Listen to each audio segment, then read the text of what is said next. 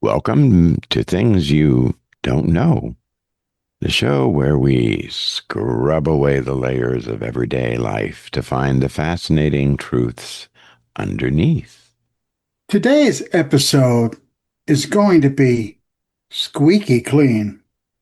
We're talking about something you probably use every day, sometimes more than once, but you might not know the incredible history behind soap.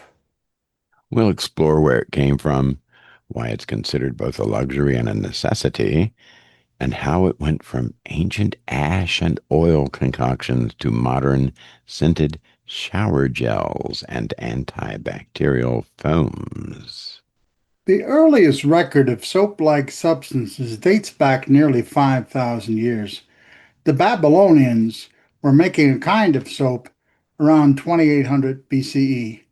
It certainly wasn't Dove or Irish Spring, with a mixture of water, alkali, and cassia oil, more of a detergent paste than a bar. Ancient Egyptians also made soap like mixtures from animal and vegetable oils combined with alkaline salts. These weren't for bubble baths. They used them for treating skin diseases and washing textiles. So basically, soap started out as a medical and laundry product, not something you just keep in the shower. Exactly. In fact, the Romans, famous for their baths, didn't actually use soap the way we think of it.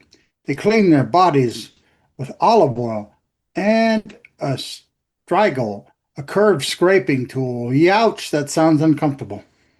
Yeah.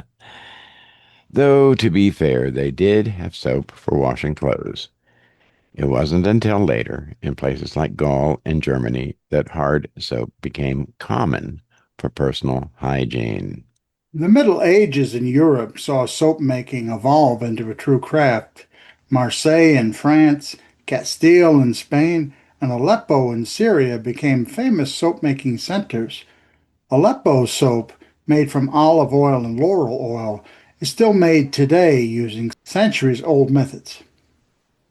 But for centuries, good soap was expensive. Ordinary people might only bathe a few times a year. Yeah, and in Europe, that was traditionally not naked bathing, by the way. They would leave some clothes on. And soap was reserved for special occasions like weddings or religious festivals. I guess that probably explains why perfumes were so popular in the 17th and 18th centuries. They were covering up the stench of lack of regular bathing, which is exactly why it wasn't until the Industrial Revolution in the 19th century and the discovery of germs by scientists like Louis Pasteur that soap became an everyday health tool. The 1800s really brought a revolution in public health. Chemists learned to produce alkalis more cheaply, making soap affordable for the masses. Governments even began promoting hand washing to prevent diseases like cholera and typhoid. Florence Nightingale famously championed cleanliness in hospitals, dramatically reducing infection rates. And in 1847, Hungarian doctor Ignaz Semmelweis proved that doctors washing their hands before delivering babies could prevent deadly infections. Sadly, he was mocked for it at the time. Fast forward to today, and hand washing is one of the simplest, most effective ways to prevent illness, something COVID-19 really reminded us of. Yeah, that is for sure. So, what is soap chemically? In short, it's the salt of a fatty acid. It works by breaking down the oils and grease on your skin, trapping dirt and microbes in tiny little bubbles called micelles and rinsing them away with water. And that's why hot water isn't technically necessary. It's the soap molecules doing the work. But warm water does make it more comfortable and helps loosen grime. Yes, Dr. Weaver, it certainly does. A fun fact, the foam and the bubbles don't actually make soap more effective, but they do make it more satisfying to use. Today, we've got every kind of variety: traditional bar soap, liquid hand soap, moisturizing body wash, antibacterial foams, exfoliating scrubs, and even soap free cleansers for sensitive skin. And there's been a shift towards eco-conscious soap making. Fewer plastics, more biodegradable ingredients, and a revival of artesian bars using natural oils and minimal packaging. Some communities are even returning to traditional recipes, like African black soap, which I used in South Africa. It's very comfortable on your skin. That uses plantain skins and cocoa pods and retains a cultural significance. And let's not forget the marketing, from Old Spice's over the top ads to boutique lavender and honey blends sold at the local farmers market. Yeah, let's turn our attention to hand washing. It's rather interesting, and you'll find some surprising information here. Let's shine a spotlight on something you've probably never thought about twice. Not the sink, not the soap, not even the toilet. I'm talking about hand towels. It sounds harmless, right? A soft folded square of cotton waiting patiently to dry your hands. But in reality, that innocent looking towel, I was shocked to learn, is more like a five-star hotel for bacteria. And once you start to see this science, you'll never look at your freshly laundered towels the same way again. Yeah, here's the thing about towels. They're perfect environments for microbial life. Warm, damp, absorbent, and often left in poorly ventilated bathrooms. That means moisture lingers, and bacteria love moisture. Studies have shown that nearly 90%, that's 90%, of hand towels in household bathrooms test positive for coliform bacteria.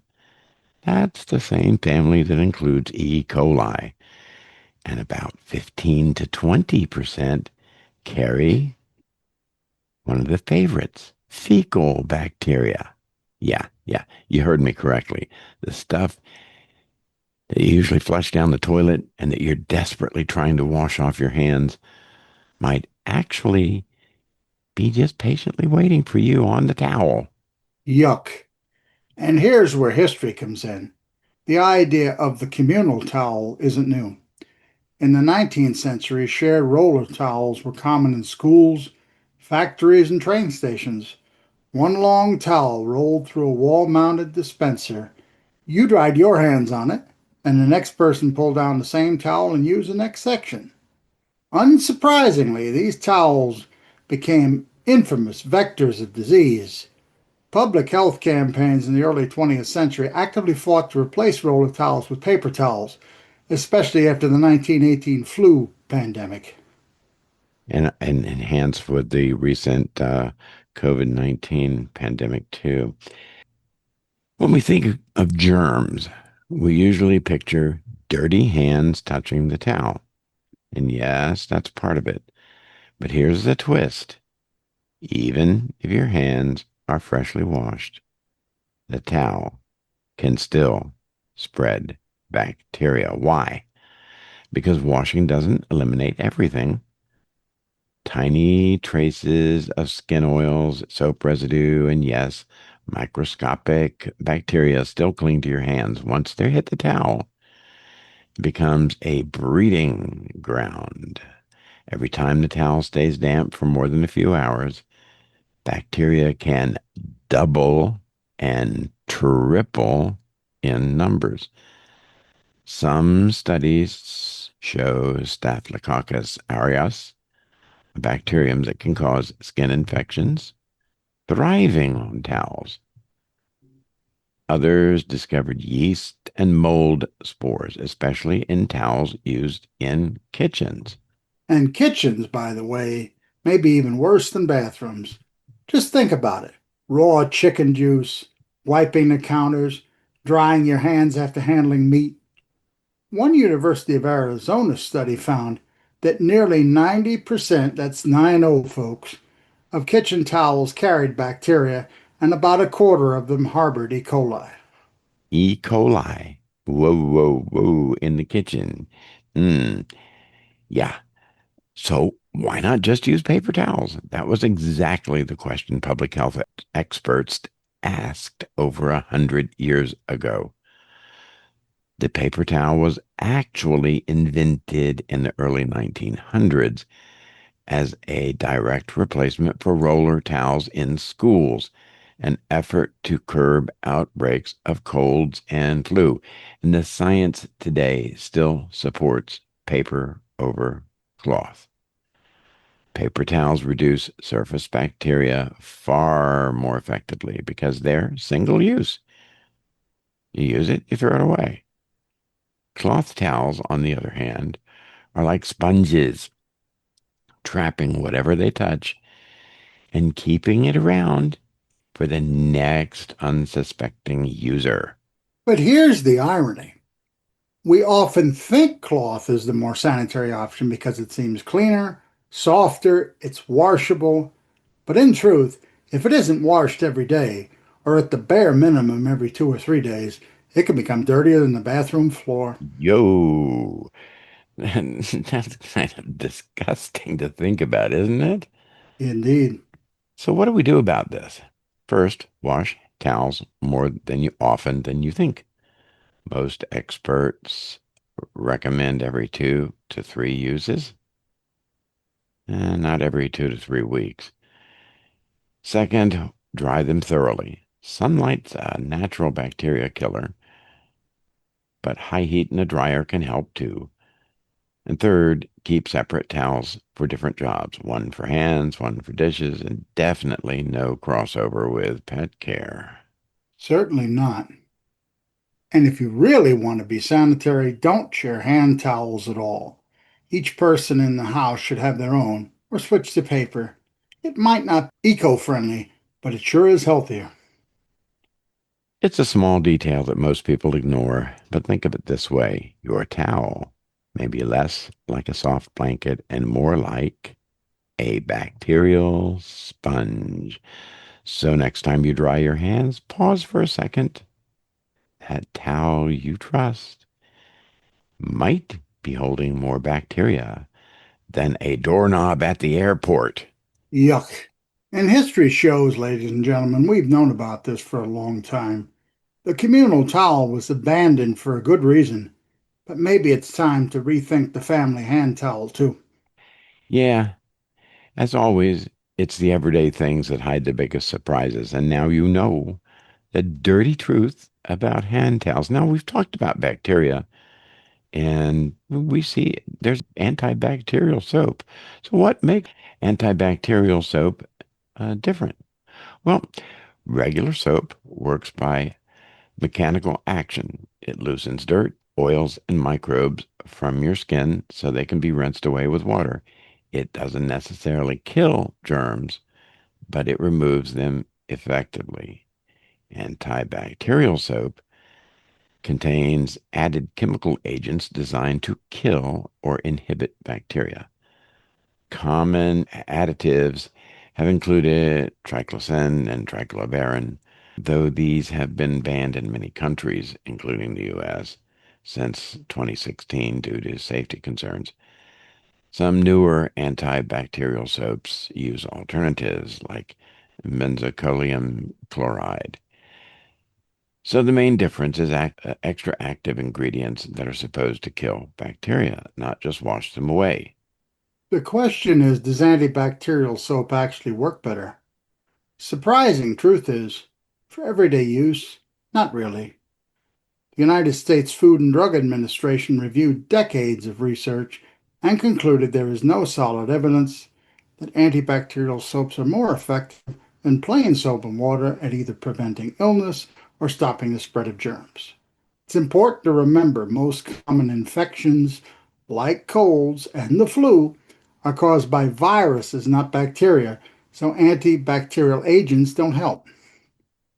In studies comparing households using antibacterial soap versus regular soap, the difference in illness rates was minimal to non existent. So, the downsides of antibacterial soap, well, bacterial resistance. Overuse of antibacterial agents can contribute to superbugs, bacteria that adapt and become resistant to treatment, sort of like MRSA. Health concerns. And triclosan, the most widely used antibacterial ingredient until recently, was linked to hormone disruption and environmental pollution, leading to its ban in the U.S. for consumer soaps. And also give you a sense of false security. People may wash less thoroughly if they assume the antibacterial label is doing all the work. In reality, good scrubbing for at least 20 seconds with any soap is what really makes a difference. The other thing is how you do. You need to wash between your fingers, on the backs of your hands. You need to do all the surfaces, sort of like brushing your teeth, as we talked about in another podcast. Now, when is antibacterial soap useful? There are settings where stronger formulations matter. Hospitals and clinics sometimes use antiseptic soaps with chlorhexidine, iodine, etc., for medical environments, particularly for surgical scrubs. High risk situations, such as caring for people with autoimmune compromises, may benefit from a stronger antimicrobial hand cleanser. But for the average person at home, regular soap is just as effective. We hope that you've enjoyed this little dive into the cleaning pit. And we hope that you'll give us a like and that you'll leave a comment and you'll come back soon. So for now, I'm going to wish you a good day. Take care, folks. Bye bye.